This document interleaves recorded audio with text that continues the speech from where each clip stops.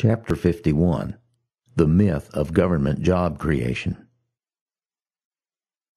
Millions of Americans remained unemployed several years into the Great Recession because our politicians perpetuated a dangerous myth, the myth of government job creation. Government spending cannot create jobs on net. It can only destroy private sector jobs in order to create government jobs. The taxes, government debt, or inflationary money creation by the Fed that finances government job creation depresses the private sector and destroys job creation there in order to finance government sector jobs. It is robbing Peter to pay Paul. Politicians perpetuate the myth of government job creation because the government jobs that are created are seen by the average voter, whereas the private sector jobs that are destroyed or never created are not. Moreover, it is not unusual for government overhead costs to be so high that more than $100,000 is extracted from the private sector to finance a single $35,000 a year government job. Thus, several private sector jobs are destroyed to create one political patronage job.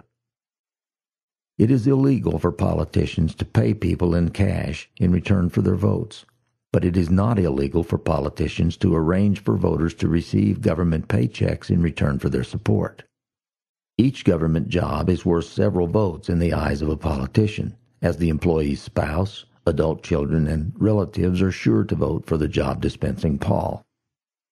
When a politician brags that a program has created 200,000 jobs, government jobs, what really occupies his thinking is that the program has probably generated 500,000 votes at election time. Government spending has never reduced unemployment overall. Quite the contrary. It always increases unemployment because it crowds out so much private sector job creation.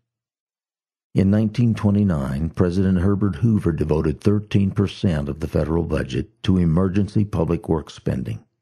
This is twice as much as the Obama administration's stimulus spending as a percentage of the budget. It only made things worse.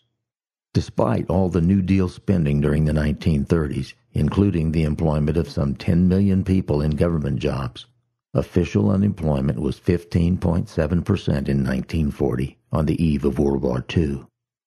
That's more than 5 times the 2.9% unemployment rate in 1929 at the start of the Great Depression. Nor did the explosion of government spending during World War II cause the end of unemployment. There were about 5.5 million unemployed people in America in 1940. By 1943, over 8 million had been drafted into the military, with 2 million more conscripted in the next 2 years. It was the draft, not the stimulus of war, that ended unemployment during the war years. Massive reductions in government spending have always created economic prosperity and genuine job creation. When World War II ended, the federal budget was slashed from $98.4 billion in 1945 to $33 billion by 1948, while some 10 million men and women were decommissioned from the military. This is what created the post-war economic boom.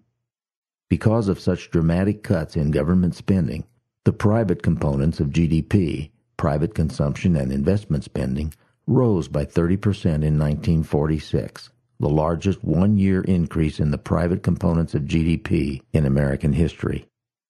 The elimination of wartime price controls and cuts in business taxes also spurred economic growth. Government stimulus spending has never been anything but one gigantic vote-buying scheme. A 1938 report by the U.S. Senate Committee on Campaign Expenditures discovered that in many states, the recipients of Works Progress Administration jobs were required to register as Democrats, pledge to vote for Democrats, and even donate 2% of their salaries to the Roosevelt re-election campaign as a condition of employment. Republicans have undoubtedly played the same game over the years. In their book, The Political Economy of the New Deal, economists William Shugart and Jim Couch conducted a statistical study of New Deal spending patterns and concluded that the main determinant of where the spending was allocated was the potential for the spending to get FDR reelected. Thus, the poorest part of the country, The solidly Democratic South received relatively little assistance compared to areas where there were big city machines, organized labor, and other constituencies that were likely to support FDR's reelection. The formula for economic recovery is to do exactly the opposite of what most administrations have done since the 1930s, and follow Harry Truman's example instead by dramatically cutting back on the size and scope of government.